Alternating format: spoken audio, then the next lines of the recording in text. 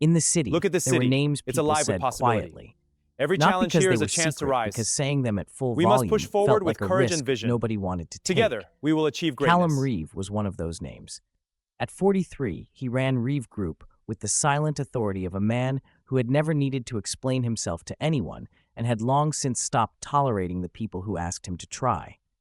His holdings were diverse: property, logistics, private equity, spread across the city in ways that were visible only to those who knew how to read the geography of influence. He was tall, dark. He dressed without flourish. Dark suits, no tie, the kind of clothes that said, "I am not here to be looked at," while ensuring everyone looked. He had a face that was handsome in the severe structural way of something built rather than given. Not warm, not inviting. The kind of face that told you the conversation would be entirely on his terms before he had opened his mouth. He had built this quality deliberately. People who were feared were not interrupted. They were not misled. The city never sleeps, They were not and tested neither in do the we. small, exhausting Every light out ways there that is an softer men opportunity. were constantly tested. We must move forward with purpose. He had decided this at Let's 29, seize the moment. after the last time someone had taken his openness for weakness. He had closed it down, completely, and it had worked. His morning started at 5:30, not from discipline, from habit so deep it no longer felt like choice. He ran 4 kilometers on the treadmill in the private gym on the second floor of his townhouse, showered in water that was always too cold, drank black coffee standing at the kitchen window while the city outside was still mostly dark. By 7, he was at Reeve Group. By 7:15, the executive floor knew he was in. They knew not from announcement, from the quality of the silence that followed his arrival. It was a specific silence, more alert, more careful, the hum of people ensuring their work was in order before he could ask to see it. He held a morning review at 8, 15 minutes, standing, no chairs. He had removed them from the meeting room 3 years ago, and no one had questioned this. Faster decisions were made on your feet. He had learned that early and never unlearned it. His afternoon schedule was dense and ran without gaps. The client He expects did us not in take 10 long minutes. lunches. He I did have not the have updated casual figures. conversations.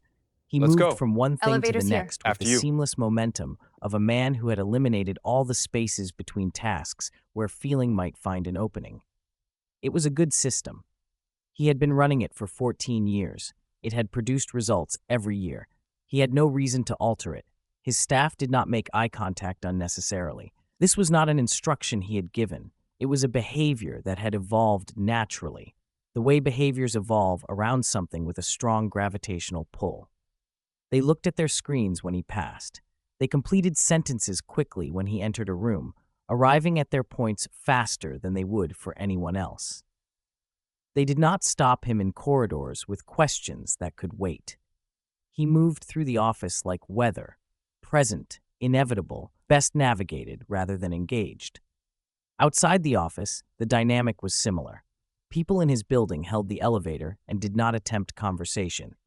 Drivers did not offer opinions on traffic. Contractors who worked on his properties learned to communicate through a specific assistant and never to expect a direct line.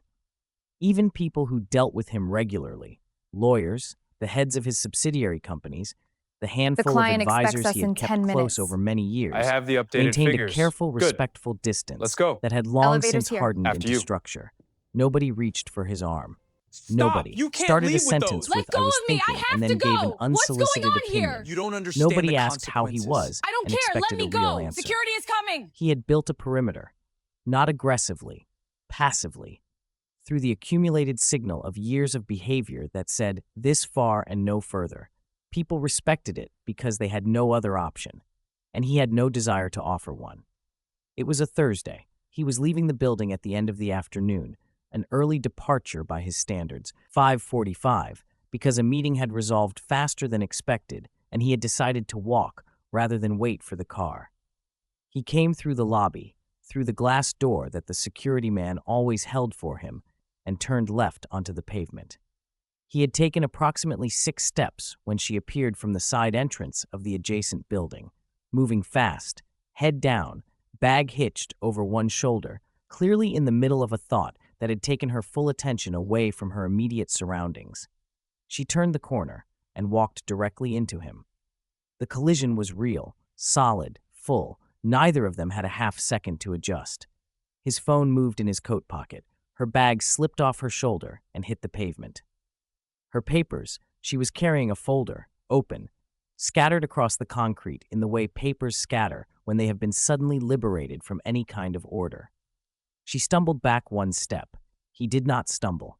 He was 6'2" and built like someone who had spent years treating his body as infrastructure rather than decoration. He absorbed the impact cleanly and stood and looked at her. She looked up at him, and for a moment, not a long moment, but a complete one, the pavement held still. He had been walked into before, occasionally, rarely in fact, because people were careful around him. But it had happened. The response was always the same, the immediate recoil, the flood of apology, excessive and anxious, the kind of apology that was really just a performance of smallness designed to diffuse whatever reaction they feared was coming. He had grown used to that particular sequence. He had not liked it. There was something diminishing about being treated as a threat requiring appeasement, but he had accepted it as the texture of his life. She did not recoil. She looked at him, standing there, papers on the ground, bag at her feet, and the expression on her face was the expression of someone assessing a situation, not managing a person. She was not afraid. That was the first thing he registered. And it was strange enough that the rest of him simply stopped, not visibly. He didn't freeze, didn't go vacant. But internally, something that moved at a constant speed in him simply paused. She looked at the papers on the ground. She looked at her bag. She looked at him. She said, "Oh, that's a mess." Not, "I'm so sorry." Not Darwin. Please don't. Not any version of the apology as performance he expected. Just a clean, honest assessment of what had happened. Around them, two people who had been walking nearby had slowed, watching with the cautious attention of people witnessing something involving Callum Reeve. She bent and started gathering the papers. Efficiently, quickly, not frantically. She picked them up with the focused speed of someone who had places to be and was problem-solving, not self-flagellating. He watched her for a moment. Then, and he didn't fully understand why, he crouched and picked up 2 pages that had blown further along the pavement. He held them out to her. She looked up from her crouch. Her eyes met his at close range. Brown. Direct. She registered him. He could see it, the small recalibration when you realize who you've walked into, but it didn't produce the usual response. She didn't pale. She didn't overcorrect into formality. She took the papers from his hand, glanced at them to check their order, and added them to her folder. "Thank you," she said. Ordinary. Natural, like he was just a man who had helped her pick up paper. She stood, shouldered her bag, looked at him one more time. "I wasn't watching where I was going," she said. "My fault." Then she smiled, brief, not performed, and turned and walked away. He stood on the pavement and watched her go. She didn't look back. She rounded the next corner and was gone. He stood there for several more seconds, which was not something he did on pavements.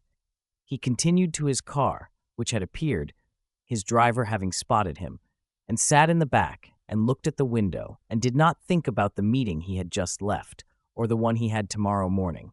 He thought about the fact that she had smiled and walked away. Not smiled and waited to see his reaction. Not smiled as a tool.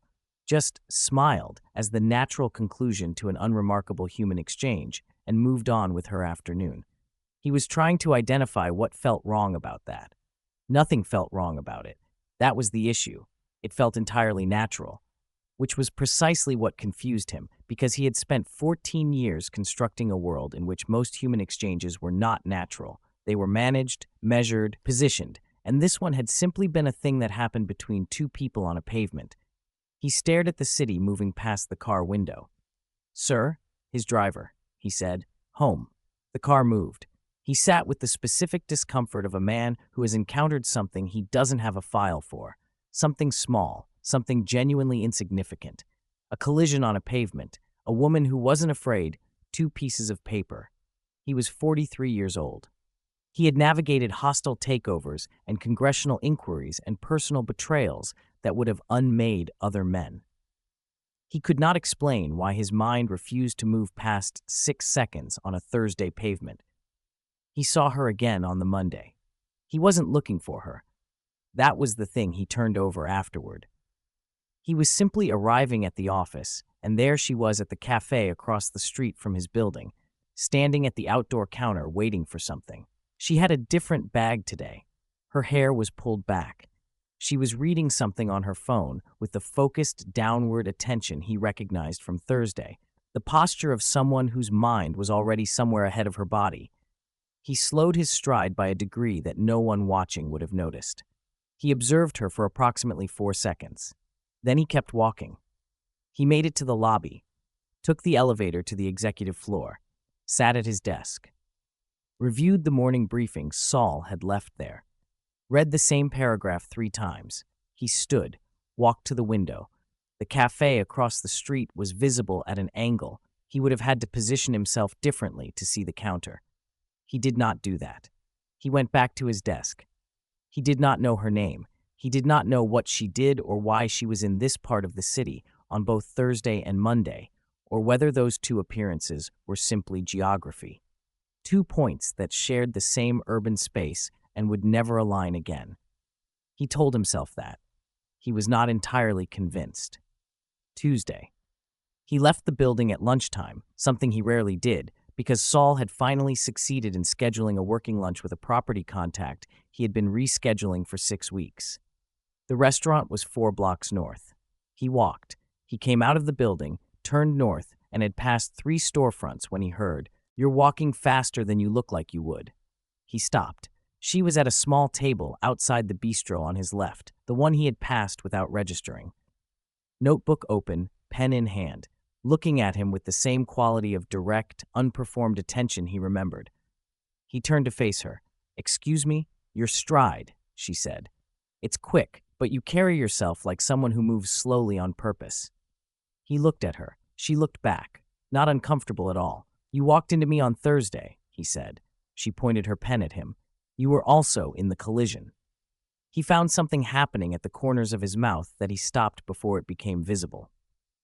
"Nadia," she said, and extended her hand across the small table. Not standing. She didn't perform ceremony, just offered her name and her hand the way you offer directions to someone who looks lost. He looked at her hand. He crossed to the table. He shook it. "Callum," he said. "I know," she said. He sat down, without being invited, because standing above her felt like the wrong posture for whatever this was. She was a writer. Not in the performing artist way, practically. She wrote long-form features for a business and culture magazine. She was working on something about urban development, which was why she was in this part of the city, which was why their geography had overlapped. He learned this in approximately 8 minutes of conversation that moved faster than any he had initiated in years. She asked questions directly and listened to the answers with full attention. She did not ask questions designed to impress him with the asking. She did not angle toward his professional profile. She talked about her work with the straightforward enthusiasm of someone who genuinely found it interesting and assumed other people might too, without requiring that they did. He had forgotten what that was like. The assumption of genuine interest rather than the performance of it. He stayed 20 minutes longer than his lunch allowed. He texted Saul, "Push the 2:15. Saul replied immediately, "Done." He sat across from a woman he had met by accident on a pavement 4 days ago and felt something he had not felt in a long time. The specific sensation of time passing without accounting for itself. Not because nothing was happening, because something was happening that didn't need to be managed. He was not comfortable with this. He was also not prepared to end it. She challenged him on Wednesday, not at the bistro. He had not arranged to see her, and she had not either, but they had exchanged numbers on Tuesday with the casual pragmatism of 2 people who suspected their geography would continue to align. She texted at 2 in the afternoon. "I'm writing about a development in the East District, Reeve Group Project, 2019. Can I ask you something about it?" He read the message. He was aware this was professional. He was also aware that was not the only thing it was. He replied, "Ask." Her reply, "The community consultation for that project, was it genuine or a formality?" He sat with that for a moment. It was a direct question. Most journalists who interviewed him did so through channels, with prepared questions, with 3 layers of professional padding between them, and anything that could be read as critical. She had sent it as a text, after having lunch with him the day before, without padding. He typed, "Why do you ask?" She replied, "Because the residents I spoke to feel like they were heard and then ignored. I want to understand if that was the intention or the outcome." He read that twice. Then he typed, "It was the outcome, not the intention. The two are different." A pause. "Then I know they're different. That's what I'm writing about." He put his phone down, then picked it up again. He called her. He had not called someone without scheduling it in years. She picked up after 2 rings. "That was faster than I expected," she said. "The consultation process had failures," he said, "structural ones. The firm we hired to manage community engagement had a conflict of interest that wasn't identified until after the project completed. By then, the decisions were built." He heard her writing. "Why are you telling me this?" "Because it's accurate," he said, "and because the alternative is saying nothing, which produces the version of the story that assumes intention. Most people in your position choose the nothing. Most people in my position haven't been told they move faster than they look like they would." Silence on the line. Then a quiet sound. Not quite a laugh. The beginning of one, managed. He sat at his desk in his empty office at 4 in the afternoon and felt the corners of his mouth do the thing they had been trying to do since Tuesday. He didn't stop it this time. "I'll want to quote you," she said. "On record." "On record. You're sure?" "If the quote is accurate, yes." A pause. He could hear her considering. "Most people are afraid of on record," she said. "I know," he said. "What are you afraid of?" She asked it simply, without trap or agenda. He looked at his desk. "That's a different conversation," he said. "Yes," she said. "I know." The cracks were small. That was the thing. He kept waiting for a large rupture, and instead got small, persistent openings. The way light comes through boards on a window, not flooding in, just finding the gaps. On Thursday, she sent him a draft excerpt for fact-checking. It was well-written. More than well-written. It was honest without being hostile, which was rarer than most people knew. He made 2 factual corrections and sent it back. She thanked him. He said, "You're a good writer." A longer pause than usual. Then, "Thank you. That means something coming from someone who measures everything." He stared at that message for a long time. He typed, "Is that how I seem?" Her reply, "It's not how you seem. It's how you protect yourself." He set the phone face down, then turned it over, then stood and went to the window. The city did what the city always did. He thought about the word protect.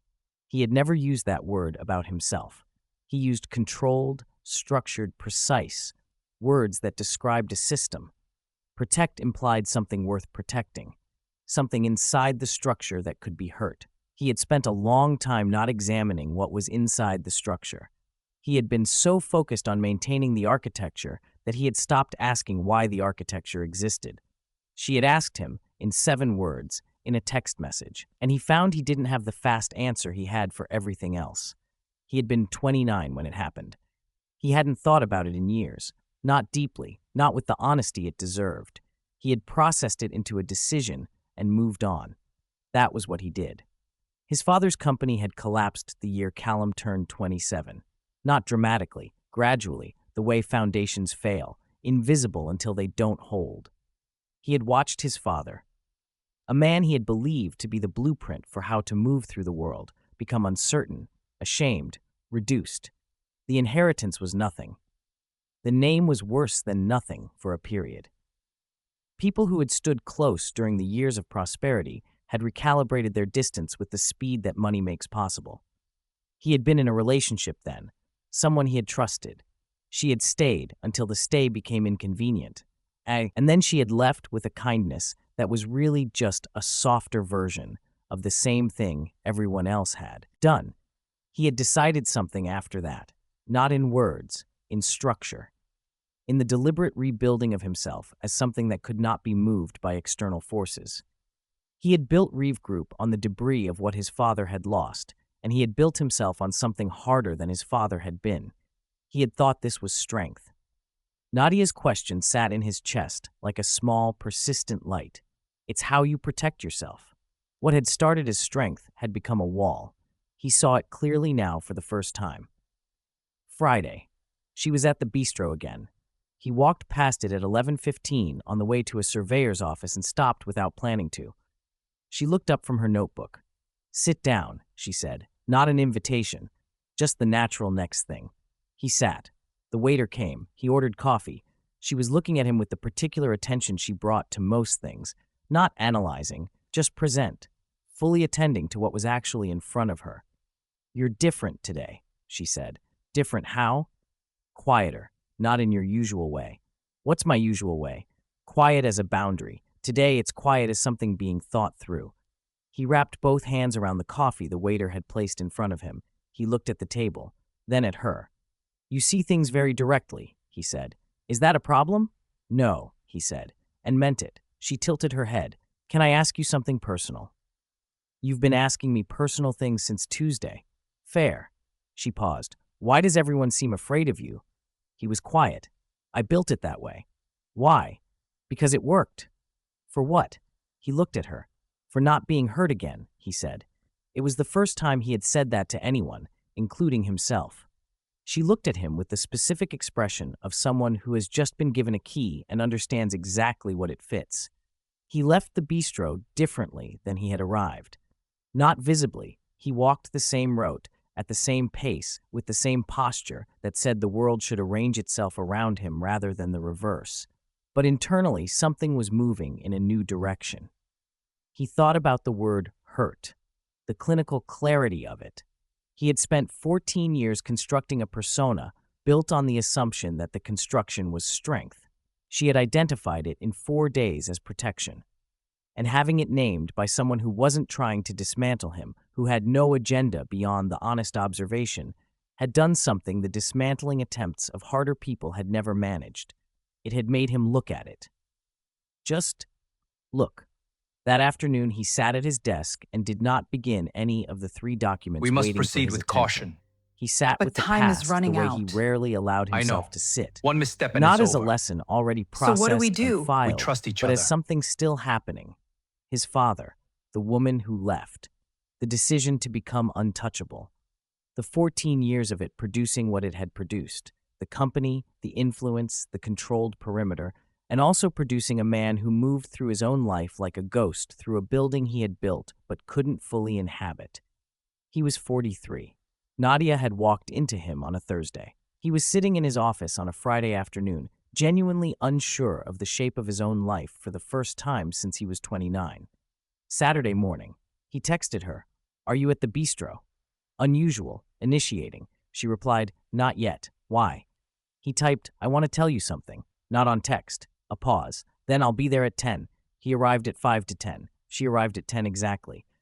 They ordered. The morning was cool. The outdoor tables had heaters running. She sat across from him without her notebook, without her professional apparatus, just herself. He looked at her across the small table and said, "My father built a company and it failed.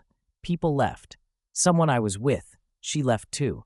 I decided I would make myself into something people couldn't take anything from." He said it plainly. No performance of confession, just the facts, offered without insulation.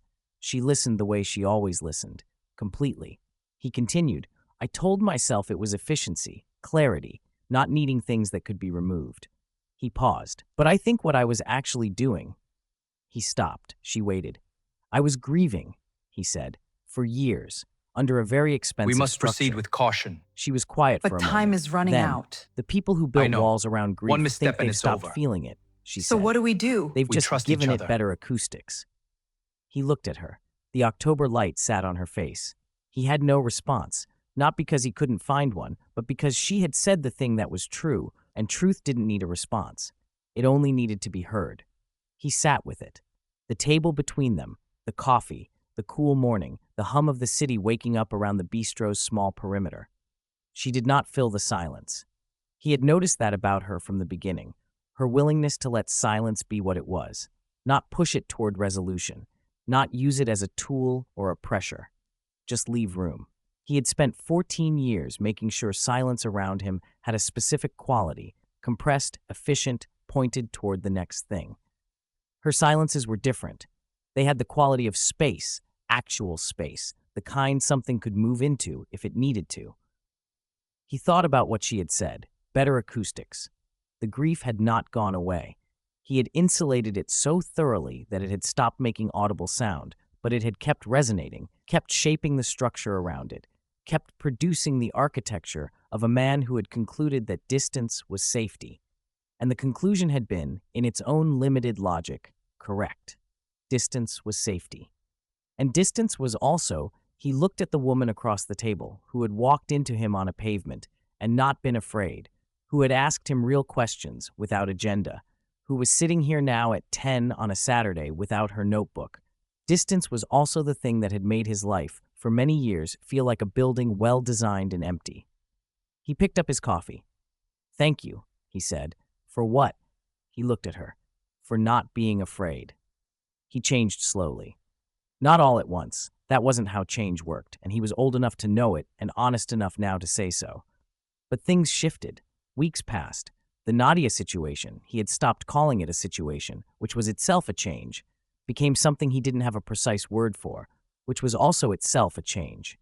He called his head of community relations into his office and asked for a full review of the East District project's consultation outcomes. Not for a report. For a plan. What could still be addressed? What needed to be different on future projects? He scheduled an open forum meeting with tenants in 2 of his residential buildings. His own idea, not Sol's, not a PR initiative. Just a meeting. He sat at the front. He listened. He found it uncomfortable and stayed anyway. He called an old colleague, someone he had gradually frozen out over the years for the crime of trying to stay close, and apologized for the freezing. The call lasted 40 minutes. At the end, the colleague said, "What happened to you?" He said, "Someone walked into me." The colleague was quiet, then laughed, genuinely. He laughed too. He held his phone after the call ended and sat in the quiet of his office and felt the quality of it differently. The same room, the same walls, but the silence no longer had the taste of absence. It had the taste of something resting before the next movement. He was at the bistro on a Tuesday when she arrived, sat down, and said, "I want to show you something." She opened her laptop. The article was published, the East District piece. He read it at the table while she watched the street. It was fair, more than fair. It was honest about the failures and precise about the structural causes, and it named him, with the on-record quote, not as a villain, but as a man who had provided a more truthful account of events than the situation had required him to. He closed the laptop and pushed it back toward her. "It's good," he said. "I know," she said. Not arrogantly, just accurately. They sat for a while. The city moved around them. He was aware, with the specific awareness of someone who has spent a long time not being aware of certain things, that this was a moment worth being present for. Not a milestone, not a conclusion, just a Tuesday morning at a small outdoor table, 2 coffees, October shading toward November. "Nadia." She looked at him. "I don't know how to do this," he said. "This being." "I know what this is," she said. "So do you." He looked at her. She was right. He did know. He had known for some time and had been doing the thing he always did, approaching truth carefully, from multiple angles, ensuring he understood it before he moved. He was done approaching. "Yes," he said. She picked up her coffee. "Good," she said. "That only took 6 weeks." He looked at the street. "I move slower than I look like I would," he said. She smiled. This time he let himself see it fully.